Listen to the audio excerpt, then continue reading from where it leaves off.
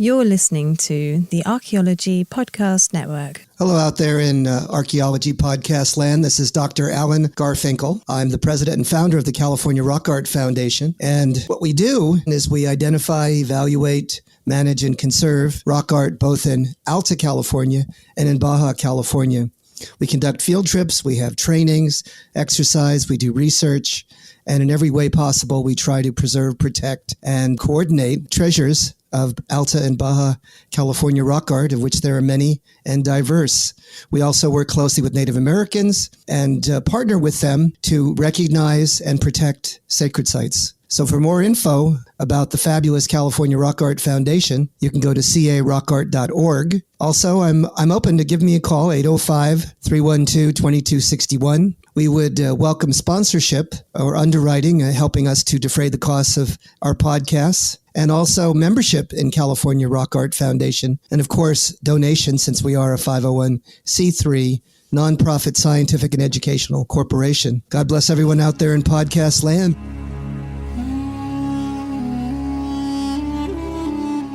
You're listening to the Rock Art Podcast. Join us every week for fascinating tales of rock art, adventure, and archaeology. Find our contact info in the show notes and send us your suggestions.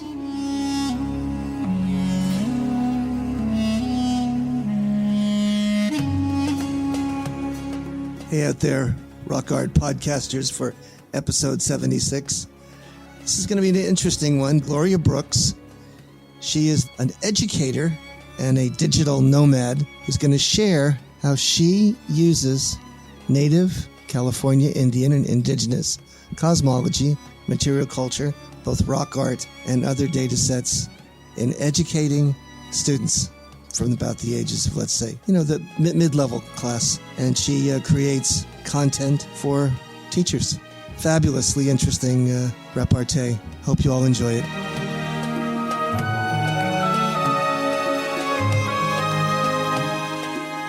Hello out there in Archaeology Podcast land.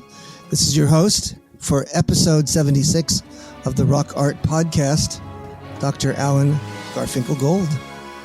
You know me as Dr. Alan Garfinkel, and I'm the president and founder of the California Rock Art Foundation. And today we have a real treat. We've got someone who's of a different sort, who I just met actually at one of the programs that I had given.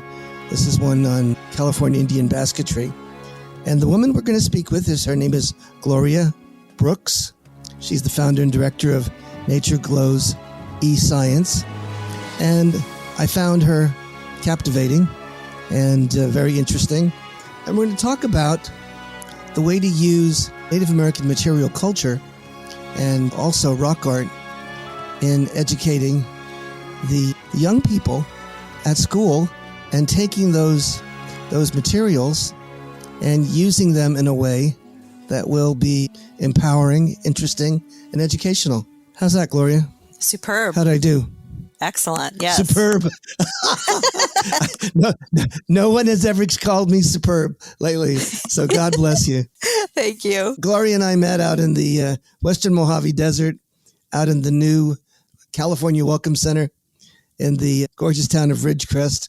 And I believe, do you live in that part of the world or no? Yes, I have a interesting story. I've been living full-time out of a converted camper van called Evergreen Queen, a Ford E350 V10 van, and traveling up and down the Eastern Sierra since 2014. And I recently met a new love here in Ridgecrest, so it looks like I'm going to be staying here in Ridgecrest and traveling part-time in the van together with him or solo. It's not a bad place to be staying. Right. That's wonderful. So Ridgecrest is ground zero for what I call some endlessly engaging research and interesting landforms, ethnology, archaeology, many, many different platforms that all converge on this one area. And I think we had some time to sort of catch up and begin to talk about that. But maybe the way to open this, and the way I usually do this first segment, is to tell people how the heck did you ever get involved in sort of, being the wanderer that you are, and engaged in sort of this panoply of earthly delights when it comes to educating young people? Yes. Well, it begins in 2008 when I became discontented with living a mainstream lifestyle. And I left my faith at the time, the church that I was in, and decided that I wanted to join an intentional community that embraced all faiths. And that was a new experience for me. And shortly after that time period, my eyes were open to connecting with the earth through a program called Kamana, which is based out of the Wilderness Awareness School in Duvall, Washington. And I began taking their correspondence course, which taught me to connect with the land, similar using skills from Native Americans based on the work of Tom Brown Jr., who I believe he's still alive on the East Coast. So I started learning these Native American skills like owl eyes and dog nose, and learning to use my peripheral vision, among many other skills. And that was the seedling or beginning of my falling in love with and wanting to learn more about the Native American culture and artistry. But it's happened in stages over these last 15 or so years. And so this whole association with the earth and with sort of an indigenous viewpoint or cosmologically connected viewpoint has now become part and parcel of who you are and what you're doing, I guess, correct? Yeah. Yeah, like I said, it's been a slow unfolding, really. And also, I read a prayer, a Native American prayer. Unfortunately, I forget the name of it, but it's from the Iroquois, where they thank the plants, they thank the animals, and in the prayer, there's something like, and together we give thanks. Does that ring a bell? I wish I had looked that up. It sure does. No, but you're sort of sharing a number of things that I've learned as I've walked along I think it's a different path, but it's quite analogous in a lot of ways. And what I find is the more I connect with Native American heritage or indigenous cosmology, the more I learn, it buoys my own spirit. It gives me, it enervates me, it improves me, it helps me to feel fulfilled. It's really hard for me to explain to others just what this journey of sort of scholarship, but also interaction with Native people has done for me. And it's doing the same sorts of things for you, I think, in a similar way, perhaps, correct? Yes, I can say that I've had a strong yearning in latter years to connect with Native Americans and get to know them and get to know their culture and understand their art. And I recently did a study for Native American Heritage Month back in November of 2021. And it was really the first time where I started to do some digging about the history of the Native Americans and the mass genocide, unfortunately, that occurred. And I just sob. There was a time where I was introduced to the genocide in previous years, and I remember just sitting there sobbing uncontrollably. Like, I just thought my brain was going to explode out of my head. Exactly. We are that close to such an atrocity, akin to, what happened in, Nazi Germany. And I just, so my heart just breaks. Yet, look how there are so many tribes that are represented to this day, which is an incredible miracle. It is. And I try to emphasize, I know this is naive and people tell me that I wear rose-colored glasses, but I try to emphasize or go from where we are now to where we want to be. And I've had some blessings to work with Native people that I think feel somewhat similar, trying to create ties and create relationships and build something from where we are now to where we can possibly be in the future. I have an artist who's on the board of the California Rock Art Foundation, and she's a twofer. She's a individual that has face tattoos and an internationally respected artist, and she also shares the same sort of flavor of what I'm trying to espouse. And I think that Native American basket weaver that we met together, who I'd never met before, by the way, I think shares a lot of those same feelings of sort of taking what we have and then piecing it together and moving forward.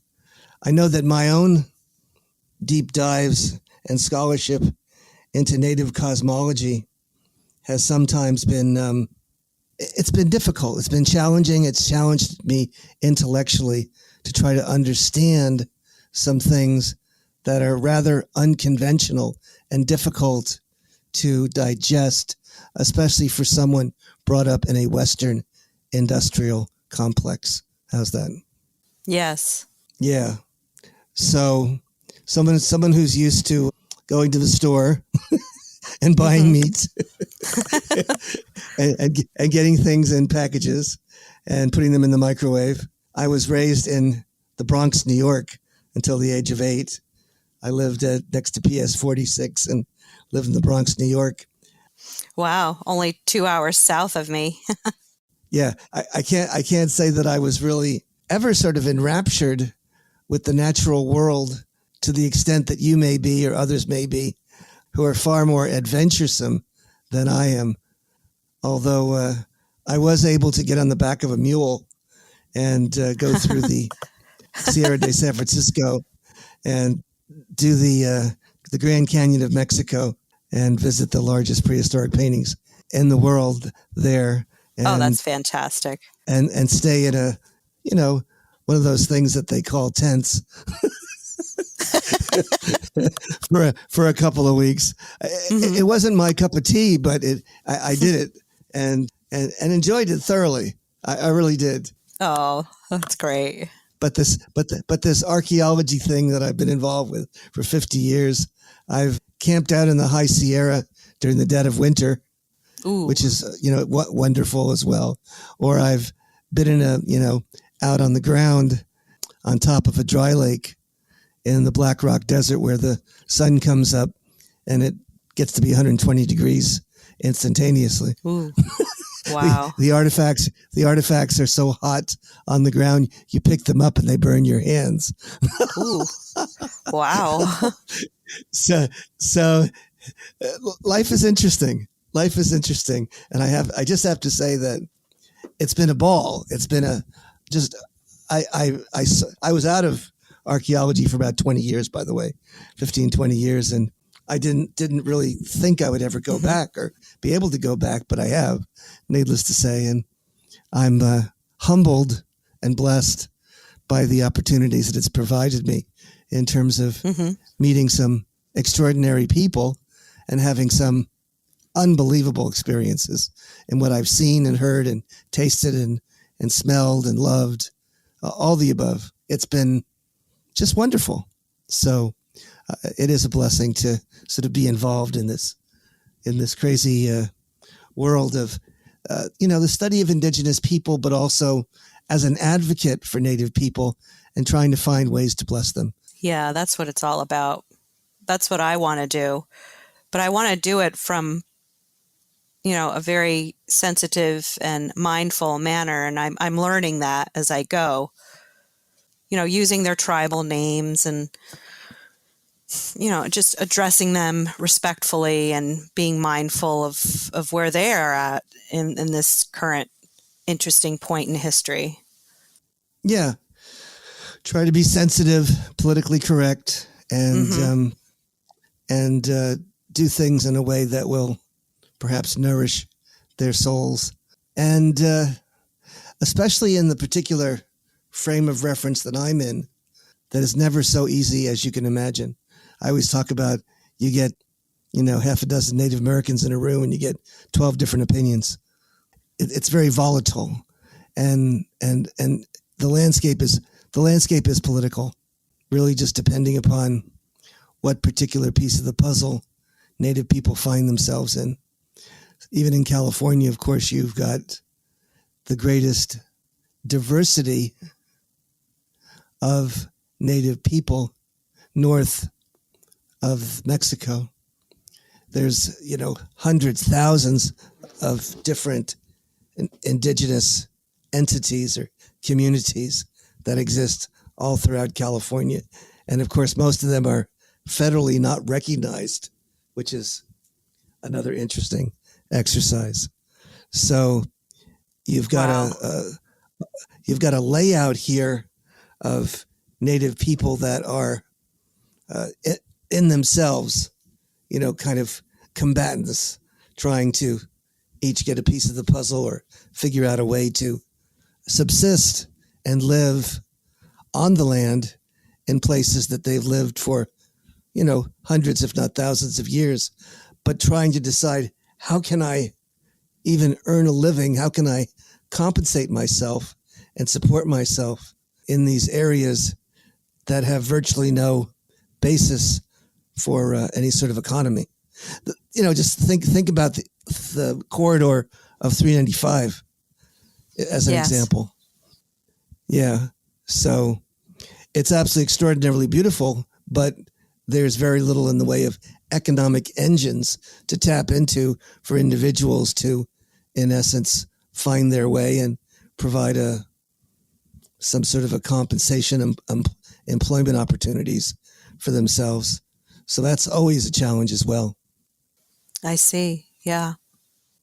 So tell me more. Tell me how you have begun to sort of apply some of this material and perspective into your teaching. So back in 2018, I was van camping in the volcanic tablelands outside of Bishop, California. And I actually didn't know where most of the petroglyphs were. But we picked a road that did not have any other campers on it. And I was camping with a friend of mine at the time, mm-hmm. Terry, and her little dog, Luli. Mm-hmm. And so we chose our camp. It was on these slabs of rock. It was quite rickety getting up the road at the time. I don't think it had been graded very well. So yes. My van was rocking and the washerboard road was pretty intense, but we got to our camp. It was like the first road on the right. And we proceeded to take a hike down the path, and lo and behold, we found petroglyphs, and I was just amazed. I was like a kid in a candy shop, just taking photos and videos and just all excited because that was my very first petroglyph sighting experience. And it happened mm-hmm. organically. No one told us where they were. In fact, they don't tell people where the petroglyphs are there anymore because of some damage that had been done in fairly recent years, very unfortunately. So that was the only place that we had found petroglyphs. Then fast forward a few years later, I was with another friend and we were just hiking around. We weren't looking for petroglyphs, but we met this man, Bill Petrie, who has written a book called Sky Spirits. And he was out looking at petroglyphs, and he invited us over to observe some and to look at them. And I just snapped pictures left and right. And we just had a wonderful conversation with him. He was very knowledgeable as to interpreting, or maybe trying to interpret the petroglyphs. It was just fascinating. And where was this? This is still at the volcanic tablelands outside of Bishop, California. Well, let's just hold that thought. We've used up our first segment, and then we'll continue our story on the flip-flop. Looking to expand your knowledge of X-rays and imaging in the archaeology field? Then check out An Introduction to Paleoradiography, a short online course offering professional training for archaeologists and affiliated disciplines. Created by archaeologist, radiographer, and lecturer James Elliott, the content of this course is based upon his research and teaching experience in higher education. It is approved by the Register of Professional Archaeologists and the Chartered Institute for Archaeologists as 4 hours of training. So don't miss out on this exciting opportunity for professional and personal development. For more information on pricing and course structure, visit paleoimaging.com. That's PALEO imaging.com, and check out the link in the show notes.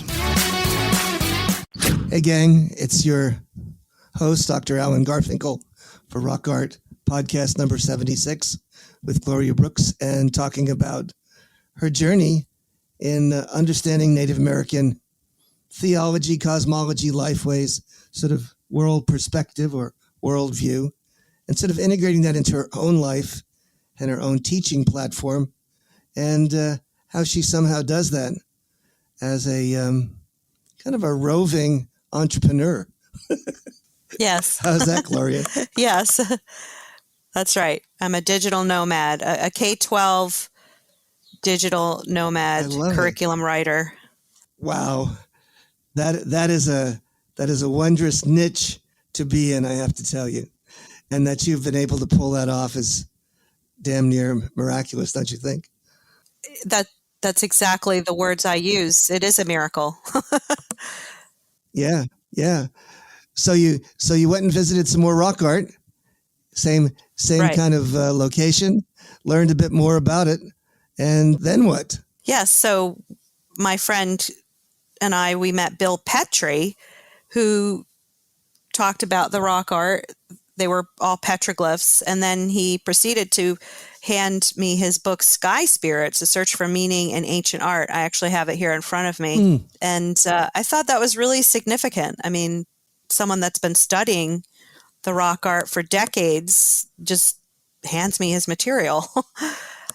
Exactly. I mean, I did tell him that I was a K-12 teacher and highly interested in Native American history and the petroglyphs themselves. So what did that book and meeting Bill Petrie and some of these other experiences show you, tell you, or influence you in the way to go? Yeah, so I thumbed through his book, and in fact, I really didn't look in his book for several years until I took a deep dive in a healing modality called breath work, which comes from many indigenous cultures. And I wouldn't be surprised if Native Americans have used breath work, but it's a somatic practice where using this circular breath, where you don't fully exhale before taking the next breath, you come into an altered state, and it allows one to deal with deep hurts, wounds, trauma, dreams. There's so many different things that breath work can help with. I was at the end of my rope back in 2019 when I went back to the East Coast for a year and a half in my van.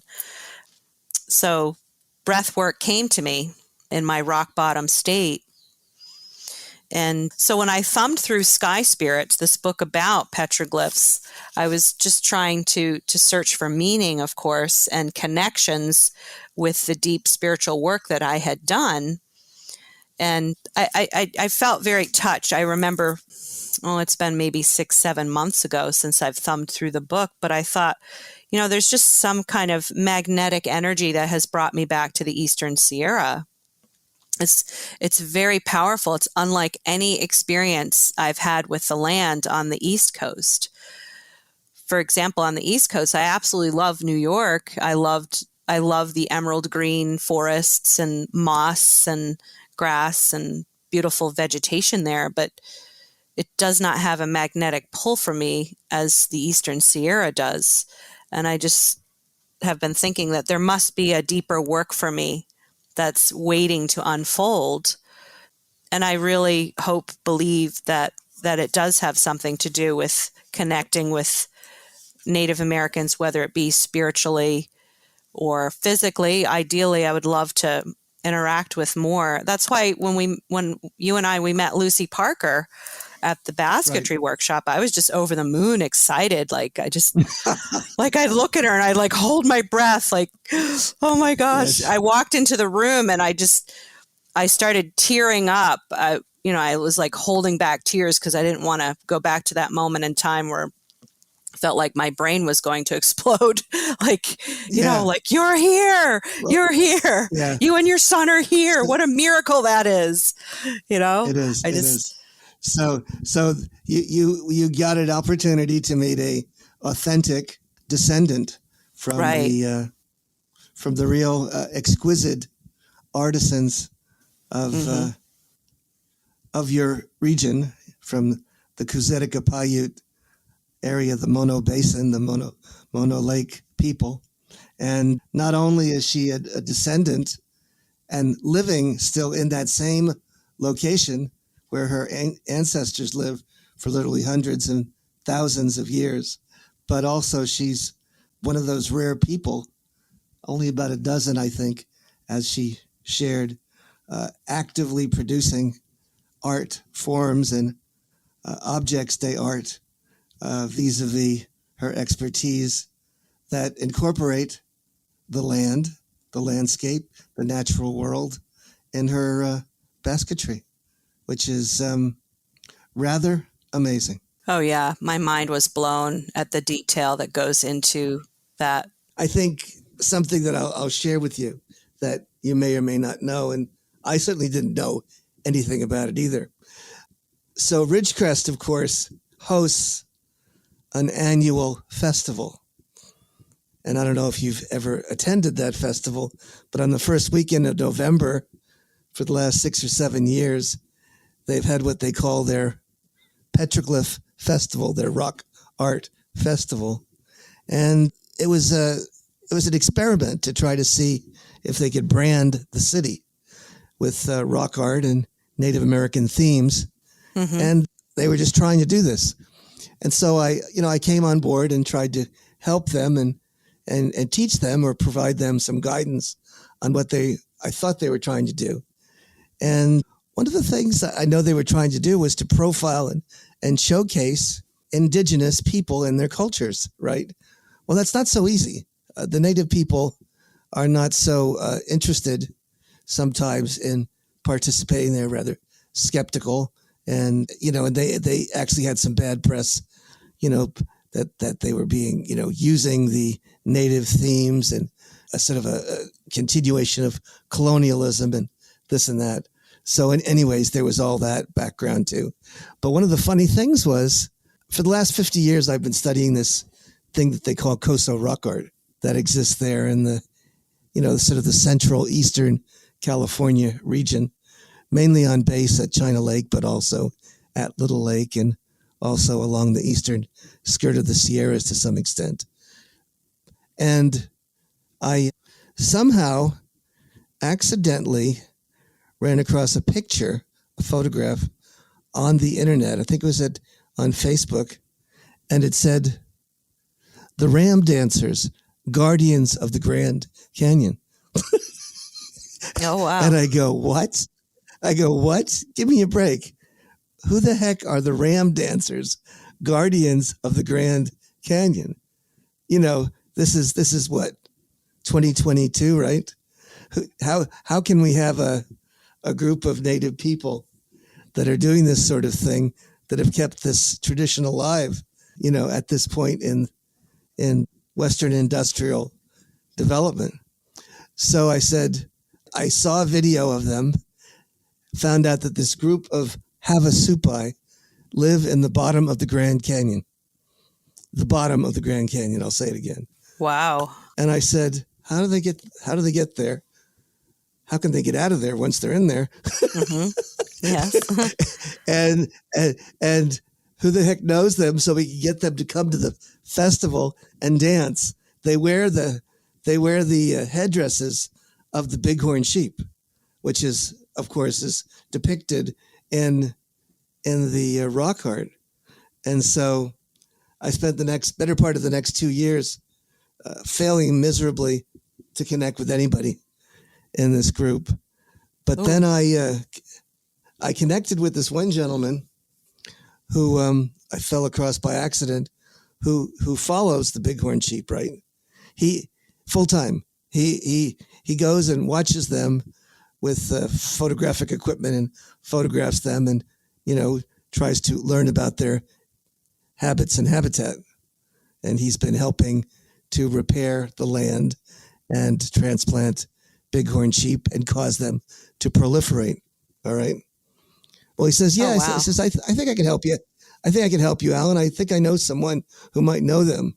I says, and who is that? He says, well, there's this woman who heads up the cultural department of the nearby Wallapai. I says, okay. So you have her name and number? He says, yeah, I got it. So he gave it to me. I called her. Says, oh, yeah, I know them. In fact, I'm related to him. And Wow. I says, well, is it possible that they could maybe consider coming to a function and dancing? He says, oh, yeah, they do that all the time. They've gone all over the world. And if you compensate them appropriately, they will certainly be able to do that if their schedule allows. Mm-hmm. So after a lot of wrangling and angling, they came. And here they were, the men, the women, the children, like 15 of them or more. They have to take a helicopter out of the bottom of the Grand Canyon to get to their vehicles. And then they drive across from the Grand Canyon to Ridgecrest, California to dance. Wow. Oh, I wish I had seen them. You will see them in November.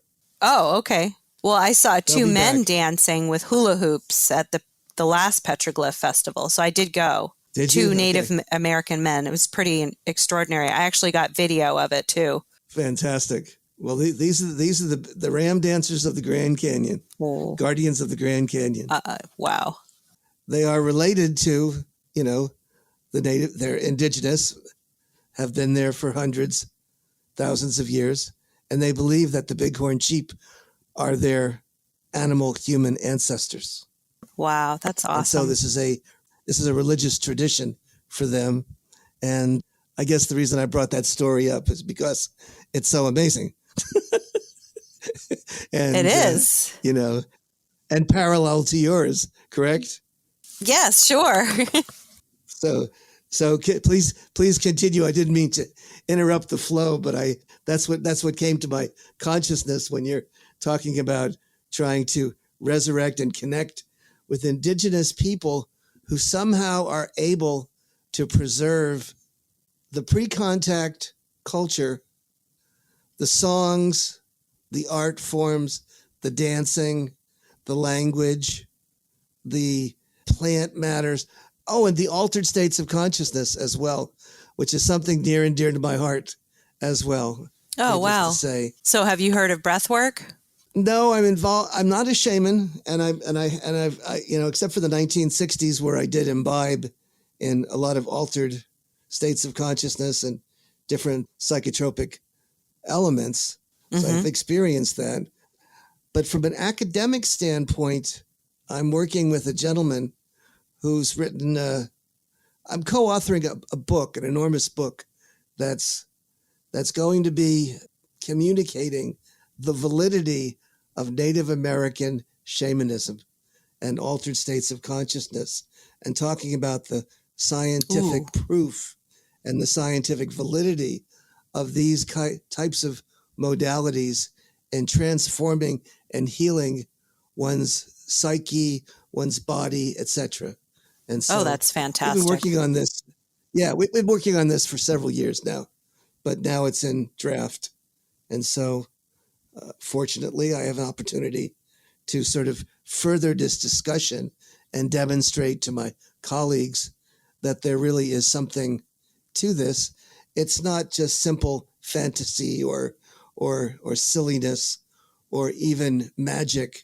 It's a modality, it's a strategy that is demonstrable and actually works in many different ways, sort of to harness the supernatural. How's that? Yes.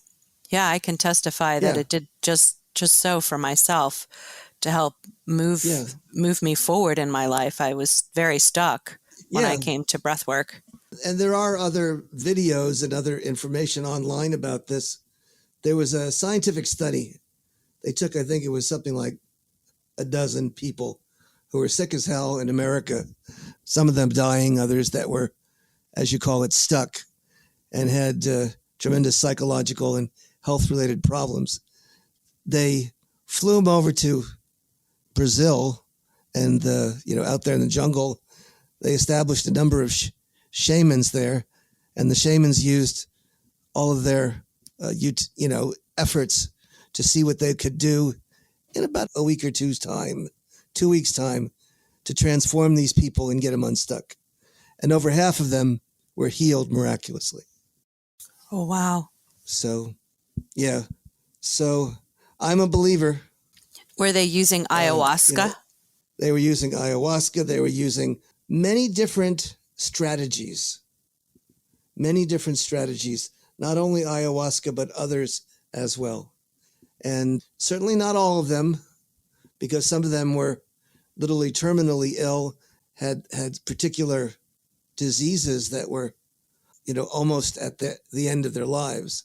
But I would say over half, I think it was 60 or 70% of them came back healed, transformed psychologically and physiologically. Yeah, it makes me wonder if the people that were terminal, had they stayed perhaps longer, if right, maybe they could have had their lives saved. Exactly. So, and I do find that even from my conventional religion, I'm Catholic. I'm a Jewish Catholic, believe it or not. That oxymoron is interesting. But as I continue to study and learn and listen, I get more and more of an understanding of sort of a global perspective, almost a timeless perspective on how people in general are united and have similar concerns, both theologically, spiritually, and almost ontologically, from the standpoint of trying to grapple with just living, being able to enjoy life, be fruitful, and do things that are sustainable in this world. I just think that it's fascinating. And I think we're at an interesting juncture, and you've probably recognized this, that I think people often are wanting to sort of disconnect with the more highly technological and get back to the roots of the land. Yes, there's a large movement. I know just even in North America, the United States, I'm among them. I yearn for living completely off grid, growing my own food, building earth-friendly housing.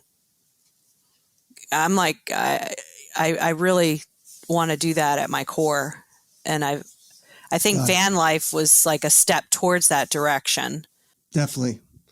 Well, I've burned through your second segment. I'm going to have to shut up in the third segment so I can let you do more of the talking. This has never happened before, but I took over our program with you and I. But I'm going to let you speak. I think it's all great and organic, like you said. Yes, and tell your tale. Let's see you in the flip-flop gang. Hi, guys and gals. Yep, it's Alan, your wonderful host for the 76th episode of the Rock Art Podcast. We're here with Gloria Brooks, and she's going to talk for this last segment. I'm going to tell you about how she uses rock art and basketry of Native Americans and other items of Native American material culture in teaching her students. Go ahead, Gloria. It's all yours. Thank you, Alan. Dr. Alan.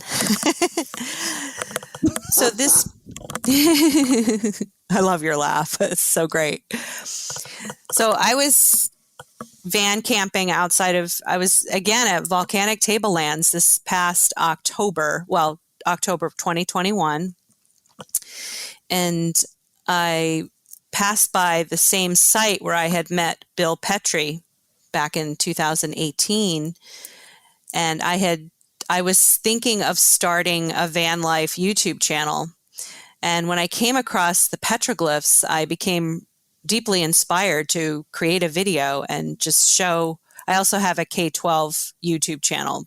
My K-12 channel on YouTube is called Nature Glows eScience, and glows is spelled GLO''S.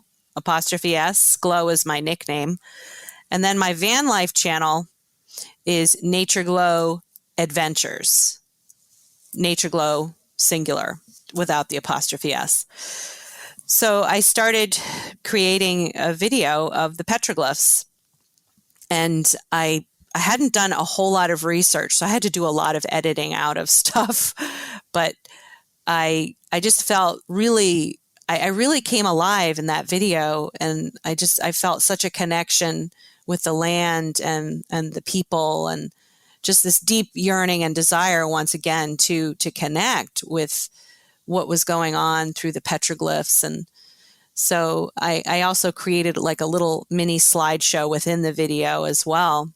And, you can check that out on my YouTube channel, Nature Glows eScience, which is my K-12 channel. I hadn't yet created the Van Life channel to put that video up, but I may also put it on the Van Life channel.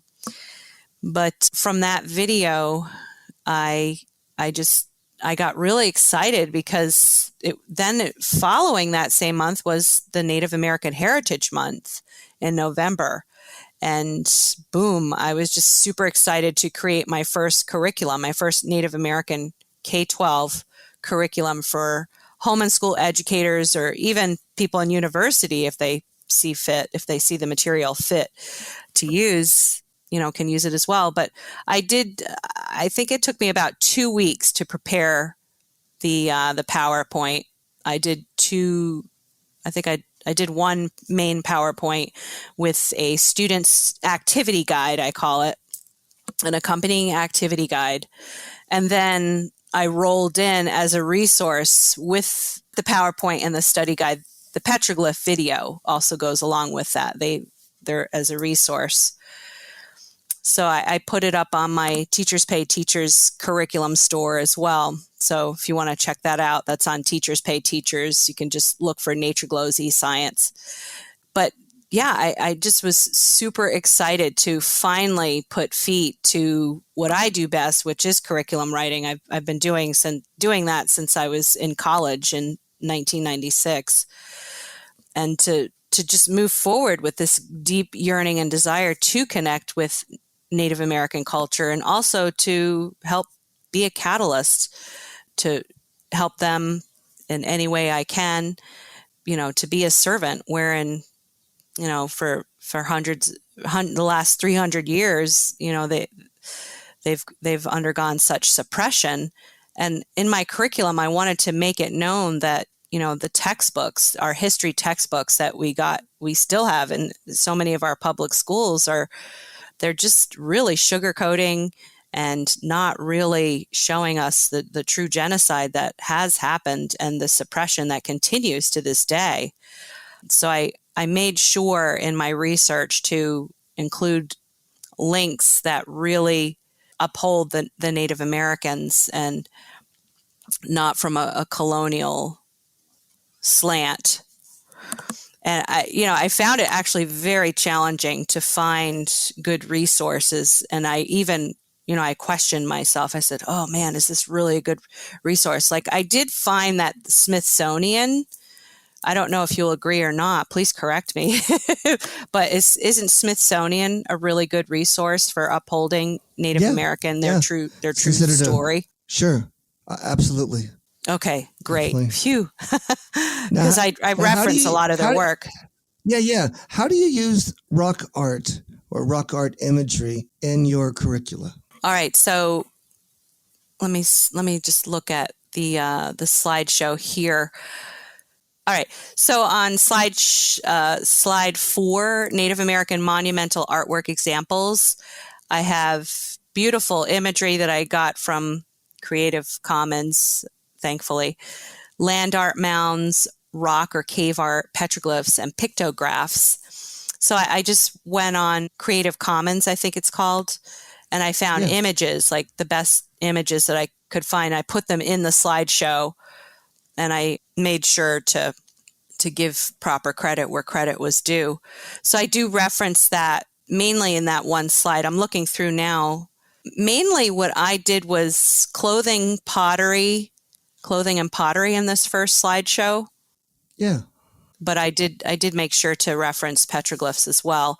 But then I have 2 parts to this curriculum. I also have a shorter lesson plan for teachers that just want something short and quick, where they go on the internet and gather the resources that I give them links to. So I do use my petroglyph video as a resource in that shorter Native American unit study curriculum. And a unit study is a topical study. And in this case, the unit study is focused on the Native Americans' art. How long is your video of the petroglyphs? Let's see. I think it's like 7 minutes long. It's short. I kept it. I did a lot of editing because I wanted to keep it succinct. And I mean, I make sure I do a tight job with my editing for sure. That's great. Fantastic. And what's the takeaway here, both for the teacher and for the student? What do they garner? What do they get? What's the message that you want to leave with them from your efforts at connecting them to Native, indigenous lifeways, cosmology, worldview, etc.? I would say that the deepest message would be, let's wake up as a global unity and reconnect with the land like our indigenous ancestors did. Let's find a way. Our brilliance with technology it's extraordinary. I mean, I'm on a computer every day for my work. I'm very grateful. Right. But I think that the core value is let's find a way to learn from the Native American culture and tribes, all these different tribes, and the richness that they still have. They've preserved so many of them, all of them. I hope all of them are able to preserve that ancient knowledge that they carry with them, and somehow find a way to help us integrate that today so that we can live in more harmony with the earth again, because we are way out of balance globally. Most of humanity is we're so out of balance. I'm out of balance. I so desperately want to get into balance. Like, I feel like I'm running in slow motion. Like I just can't get there fast enough. I think what's interesting about the way in which you're working and I'm working is that they're complementary. You're working from trying to attempt to educate, inspire, transform, and sort of persuade others to live in balance with the earth. And what I've tried to do is to sort of, because I don't know who I am, whatever, but sort of this divine communication is to have as my ministry some way to effectively help Native people to preserve their culture and in some cases conserve or protect or educate others about Native culture, and also provide an opportunity for Native people to sort of integrate a platform to showcase their talents, their background, their talents, their education, their life ways, their dancing, their basketry, whatever, and minister to them, help them overcome some of the financial challenges they may face, and see if there might be ways to partner with them to assist them in preserving their culture and protecting their knowledge. How's that? Yes. Awesome. Absolutely. Does that make any sense? Oh, yes. Yeah. So it's a little different. So for instance, I had an opportunity to spend 4 years working with the Kawayasu people. They're around the corner. They're in the Tehachapis and also in the Western Mojave Desert, not far away. And we put out a book called The Handbook of the Kawayasu. And one of the reasons we did this book was because the anthropologist and the archaeologist, for that matter, kept reminding us that these people were extinct and that we didn't know anything about them. Oh, and wow. I said, oh, my goodness. I said, that's not really right, is it? So I said, first of all, they're not extinct. There's more of them today than there was in the past, thousands. And additionally, when I put the bibliography together, I think I ended up with 610 references on Kawayasu culture. So there's a few things written about them.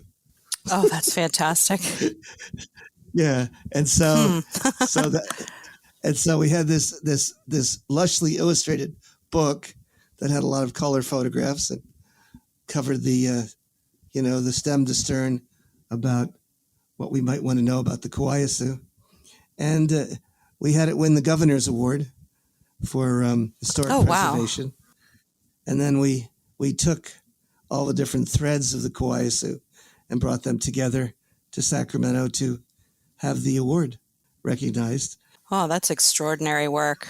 Yeah, we expanded the museum into Tehachapi, doubled its size, and we had a wing dedicated to the book and to the Kawayasu exclusively.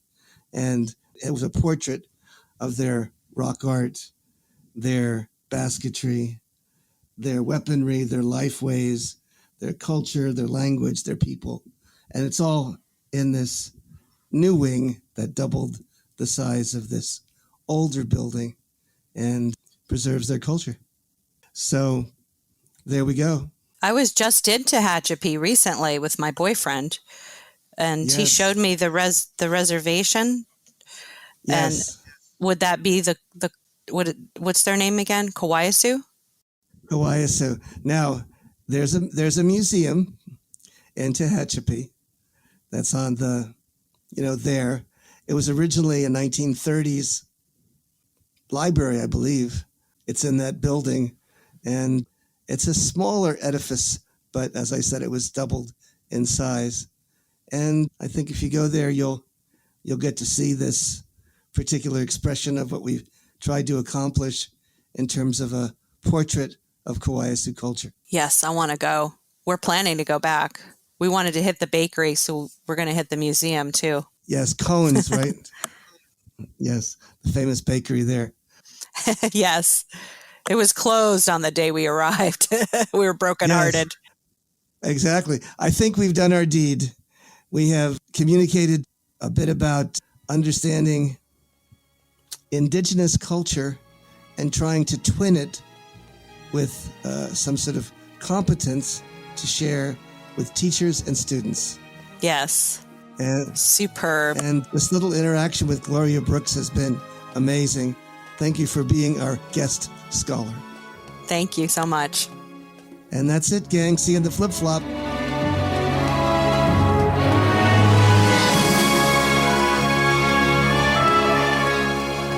Thanks for listening to the Rock Art Podcast with Dr. Alan Garfinkel and Chris Webster. Find show notes and contact information at www.archpodnet.com/rockart. Thanks for listening, and thanks for sharing this podcast with your family and friends.